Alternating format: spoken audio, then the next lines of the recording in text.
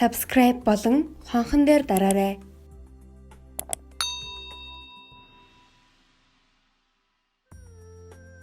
Манай сургуулийнхан 3 дугаар хэсэг.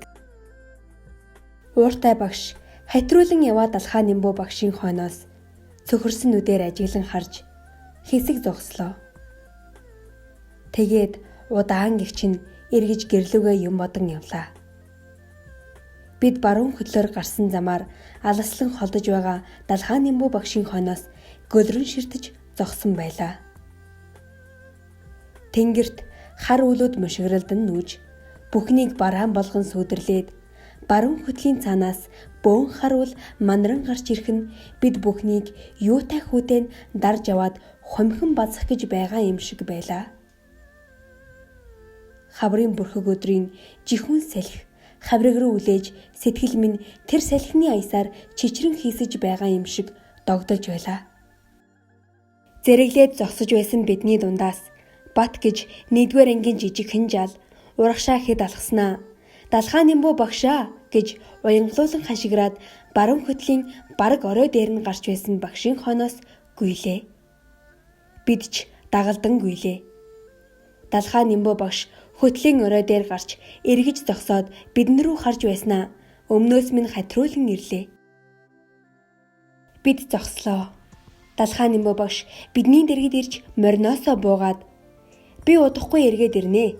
Та нар минь сайн байж байгаарай. Өвчин гараад байна шүү дээ. Хүүхдүүд минь өвчтэй нөхдөө сайн өргөж байгаарай" гэж хэлэхэд нь хоолойн зангиран нүдэнд нь нулимс цийлэгнэж байлаа. Багш түргэн гихчин эргэж мориндоо мордоод бид нар руу харж урт гихчин санаа алдснаа морио эргүүлэн цаашаа хөдлөлөө. Бид хэсэг дуугаж зогсож байснаа бас л хойноос нь уралдан гүйцхээлээ. Багш хөтөл дээр гарч эргэж зогсоод биднэр лөө малгайгаараа даллаж хэдэн минут зогссноо. "Би түргэн ирнэ" гэж хашиграад мориныхоо амийг алгуур эргүүлээд хөтлийн цаад руу далд орлоо. "Бидний ард та нар намайг хүлээж байгаарэ" гэж нарийнхан дуу хангинан дуугарах шиг болоход бид эргэж харвал бурандаг гутлаа тайлж сугавчлаад байдаг чадлаараа гүйж байлаа. Үүний дараа сургуулийн хэдэн бор гэрээс нилээд зайтай газар ёстой л үлгэрт гардаг оосор бүчгүй орог цагаан өргөө гэдэг шиг гэр барьж сургуулийн хүүхдийг эмчилгээр ойр байдаг хийдээс залгадж ирсэн лувсан отож суулаа. Бас тэр цагаан гэрийн хажууд нь гал тогооны гэр гэж байлаа. Эмчийн гэрээс хайрч байгаа хуушуур, шарж байгаа мах, жигнэж байгаа буудны ходоод нэвтэлсэн сайхан үнэр ханхалж дутмаг хоолтой бид нарыг цаламдан чирэх боллоо.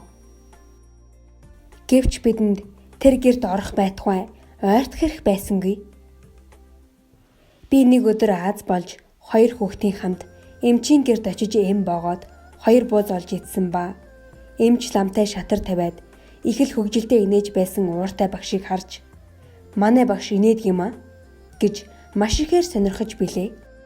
Үүнээс гадна зүрх хайрхнаас бид цэцэг ногоо зулгааснаас болж лус савдаг хилэг нүүснээс өвчин дэлгэрв гэж хүрээнээс арваад ламзалж гүрэм хийлэглээ.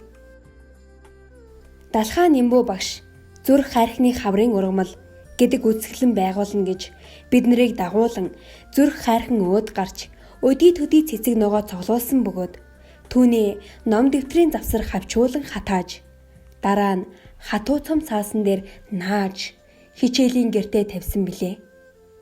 Гэтэл гүрэм хийсэн өдөр тэр үзэсгэлэн минь гайд гаргаж маш хол аваачин эвдэж хаялаа.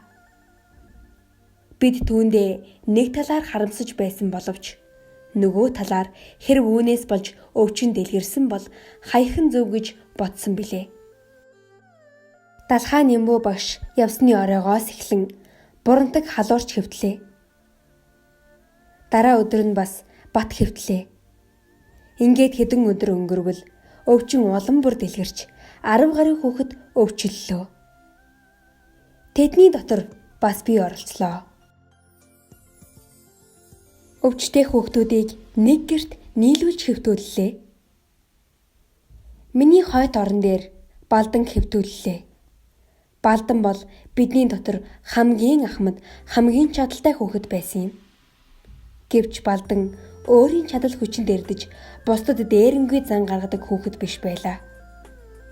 Балдан жижиг хүүхдүүдэд хайртай бөгөөд түүнийг үргэлж хамгаалж, өмгөөлж байдаг тул жижиг хүүхдүүд Балданг ах гэдэг байлаа. Балдан хүүхэд зоддоггүй гэвч аль нэгэн хүүхэд жижиг хүүхдийг доромжлох буюу шогловол жижиг хүүхдэд учруулсан хороор нь эргүүлж шийдэгдэг байж билээ. Өнгөрсөн өвөл бурантгийн хоолыг булаасныг хараад Балдан шуйган ирж булааж авсан хоолыг эргүүлж аваад зогсохгүй. Бас миний өөрийн минь хоолыг авч хүүхдэд хувааж өгөөд жижиг хүүхдийг дарлавал ийм байдгийг ойлгов уу гэж хэлсэн билээ. Балдан ширүүн цагтаа хэцүү авч гэмгүй хүнд огтхоргүй гэдгийг би сайн мэдэх бөгөөд Балдантай халдаж нөхөрлөвл сайн хүн гэж сурагчид ярьдаг тул дэргэд хэвдсэн минь аятайхан санагдаж байлаа. Харин миний урд талын зэрэгцээ орон дээр нөгөө бурантаг хэвдсэн нь яршигтай хэрэг байлаа. Бурантаг гэр орон аав ээжийнхээ тухай зогсолтгүй ярьж заримдаа уйлаад болдоггүй тул бие муу байхад түүнтэй зэрэгцэн хэвтэн гэдэг нажидтай зүйл юм. Гэвч батаас хол хэвдсэн явдал над их л завшаа мэт санагдаж билээ. Бат бол зүгээр огт байдаггүй ба сэрүүн байвал ярьж, дуулж, унтаж байвал зүүдэлж, хашгирч, босон харааж байдаг яршигтай хүүхэд байлаа. Бидэн дээр эрүүл хүүхэд орж ирдэг ба гадна болж байгаа сонин зүйлийг ярьж өгдөг байлаа.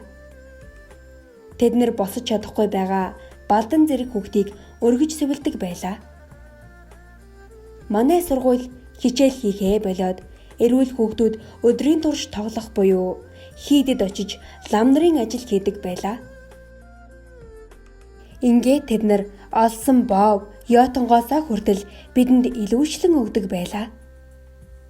Заримдаа бидэн дээр лувсан отож ууртай багшийн хамт орж ирээд бэлцээж зулцайсан хуруугаараа судсыг барин зузаан зөгтэй онгор нүдэ анивчлан чагнаж байгаад явдаг байлаа.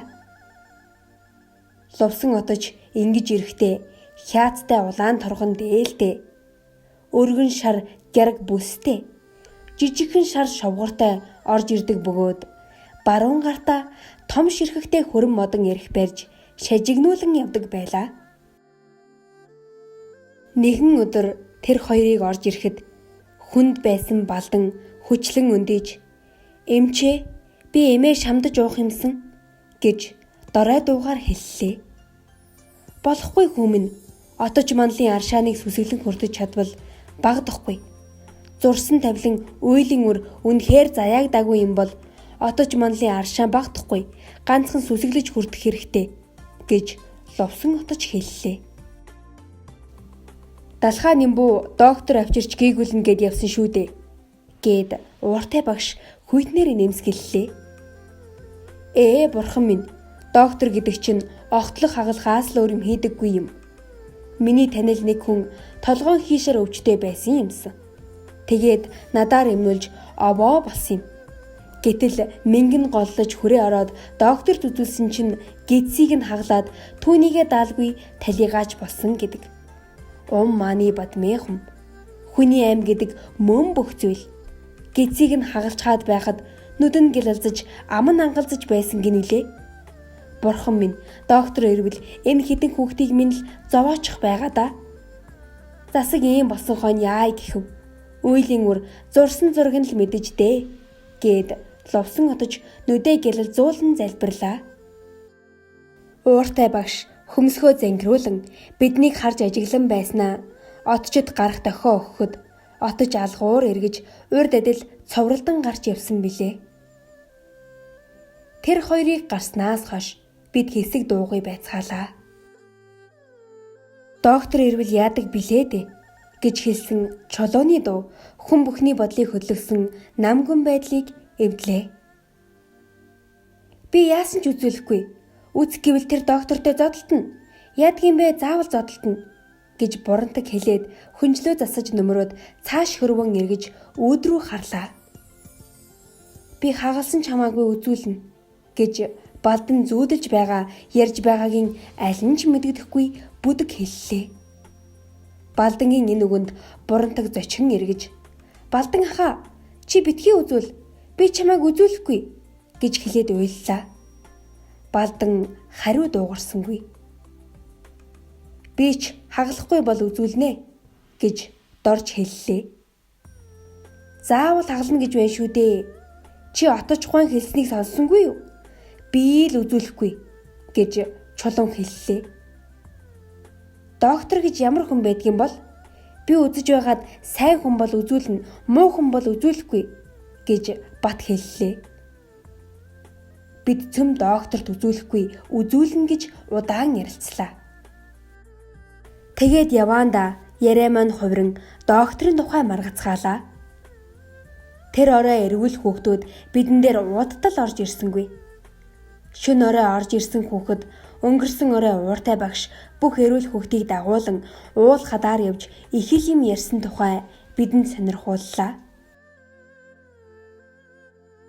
Ууртай багш Далхаа Нимбүү багшийг эрдэм номтой сайн хүн гэж магтаад баг балчраас болсон юм уу? Айл хүүхэд өвдөд байхад доктор залахгүй отож залав гэж хэрэг толбогдно гэж айсан юм уу? Юу ч л гэсэн доктор авчирхаар явсан. Ер нь доктор ирвэл та нарын хэнийг ч хагалж огтолж магад. Тэр үед би та нарт хэдийгээр хайртай авч та нарыг хамгаалж чадахгүй. Та нар хаглуулах хэсгээ өөртөө мэд хэрэг. Бас үнэндээ та нар ч эрүүл ус болохоор ядахтай гүйж зугатаагаад тарчгаж чадна. Харин өвчтөе нөхөд чинь хөөрхий байна гэж ярьсан ажээ. Энэ үгийг ярьж байхдаа ууртай багш маань нүдэнд нь нулимс цэйлэгнэж байсан гэж зарим хүүхэд ярьлаа. Зарим хүүхэд ууртай багшийн нүдэнд нулимс байгаагүй, харин зүгээр нүдээ арчиж байсан гэж ярьлаа. Доктор ирвэл сайн. Манай ахын эхнэрийн аваг ах 4 жилийн турш сохор байгаад докторт очиод хараатай болоод ирсэн. Тэгээд одоо хонио хариулт юм гэж эрдний хэлсэн үгэнд олон хүүхэд идэхээгүй гэж ярьлаа. Хэсэг хүүхдүүд ярилцаж байгаад докторт үзүүлэхгүй албаар үзэх гэвэл гэрээ буулгаж унаа бариад нутагтаа харна гэж догтсон тухай ярьлаа. Миний халуун их болж ухаан минь орж гарan дэмэрдэг боллоо. Бас бусад өвдсөн хүүхдч дэмэрч ээж, ах, дүүгээ нэрлэх буюу элдв холбоо утгагүй юм хэлэн хашгирдаг байлаа. Нэгэн өглөө сэрээд харвал ууртай багш отож хоёр орж ирээд Балдангийн орны дэргэд зогсон шивнэн ярилцаж байснаа хөдлөлгүй шүдээ зүүн ярцайгаад унтаж байгаа Балдан хүнжлөөр нь битүү хучаад гарч явлаа. Тэдний гарснаас хойш удалгүй сургуулийн галч тогооч хоёр орж ирээд Балдан хүнжилтэнд боож аваад явлаа. Би юу болж байгаагийн учрыг олж чадалгүй байтал Балдангийн цаа талд нь хэвтэж байсан дорж ихэр татан уйлж байхыг нь сонслоо. Би өндийж чадсангүй гэвч толгоогоо тэр зүг рүү эргүүлж хараад "Чи гэрээ санав уу?" гэж асуулаа. Дорж нусаа дотгош татснаа. "Чи мэдэхгүй байна уу? Балдан маань өвчихсөн. Сая аваад гарсныг нь харсангүй гэж үү?" гэд бүр янгинтэл уйллаа. Хаанаас Балдан өвдөх юм бэ? Хүн өвхээр чинь гэрийн өрхийг бүтээдгийм байхгүй юу? Манай өвгөн аавын гэрийн өрхийг нэг бүтээж гисэн байсан. Тэгээд дараа нь өвгөн аав талигаач болсон гэж хэлсэн. Манай гэрийн өрхийг бүтээгээгүй байна. Тэгэхээр Балдан маань өвхөөгүй шүү дээ гэж бат хэллээ. Хөгшин хүн ч өгтгөл юм л да. Харин Балдан шиг хүүхэд өгөхгүй байхаа. Би үзээгүй юм байна гэж Батын хажуугийн орон дээр хэвтэж байсан сүрэн хэлэхэд хүүхэд ч бас өгдөг юм. Манай дүү л өвчихсэн. Харин Балдан маань өвхөөгүй байхаа. Өгсөн бол ууртай багш отожгүй хоёр бидэнд хэлнэ шүү дээ гэж чулуун хэллээ. Балдан ах өвхөөгүй. Ердөө өвхөөгүй. Би та нарыг Балдан ахыг өгсөн гэж нүгэлтэй юм ярьсан гэж багшид хэлнэ. Бас Балдан ахтаж хэлнэ гэж бурандаг хэлээд дэрэн доороосоо хатсан боорцог авч тажигнуулан идэж байлаа. Та нар чинь ямар тэнэг юм бэ? Би өгсөн хүн үдсэн балдан минь гэд дорж үргэлжлэн уйллаа. Өгсөн хүн чинь буцаж ирдэггүй юм. Өвгөн аав минь буцаж ирээгүй. Та нар харж л байгаарай. Балдан маань буцаж ирнэ гэж бат хэлээд хэсэг дуугүй босноо. Надад жаахан өгөөч дээ гэж хэллээ. Чи дандаа гуйж байх юм. Би одоо дахин өгөхгүй шүү гэж сүрэнгийн уцаарлан хэлэх нь сонсогдлоо. Гэвч сүрэн гуйсан эмийг нь батад өгөв бололтой. Би юу өгснийг нь харж чадсангүй. Харин удалгүй тэдний амтрахын жажлах чимээ надад сонсогдсон тул би идэх юм өгснийг нь мэдлээ. Бид балдан өгсөн үхээгүй гэж нилээд ярилцлаа. Зарим маань балдан үхээгүй гэж итгэж байлаа. Зарим маань эргэлзэж байлаа. Миний хувьд хэлэх юм олдохгүй байлаа. Учир нь би түүнийг үхэж байхыг харсангүй. Бас юу болоод түүнийг хүнжилтэнд боож аваад гарсныг мэдсэнгүй билээ.